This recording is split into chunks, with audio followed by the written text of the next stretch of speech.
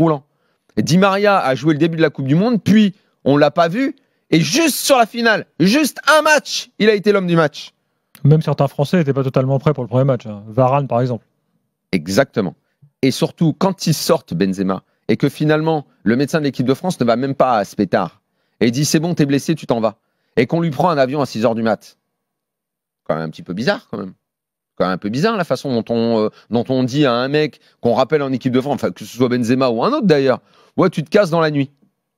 Ah bon? Bon, bah ok, très bien. Donc Benzema s'est cassé, d'où son silence dans les semaines qui ont suivi, quand j'arrêtais pas de dire il dit rien, il dit rien, il dit rien, que je répétais sans arrêt, il y a quand même un truc louche, on va à un moment arrêter de nous prendre pour des cons. On va nous la raconter la vérité ou on va pas nous le dire. Donc la France va en finale avec l'émotion suscitée par la performance, tout ça on l'oublie.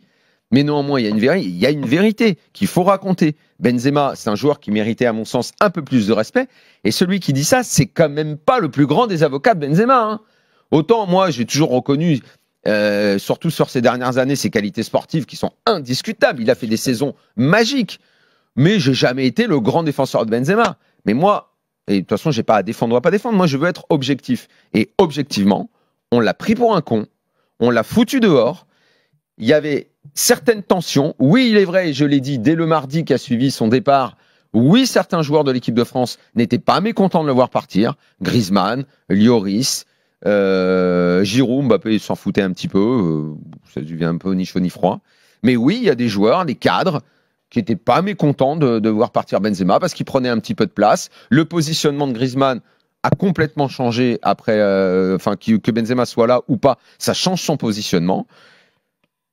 Voilà, ça c'est l'histoire de Benzema Deschamps dans cette Coupe du Monde, avec la conclusion qu'on l'a réellement pris pour un con et que Deschamps nous a menti de A à Z, mais le mensonge, c'est quelque chose qu'il manie parfaitement, et ce depuis des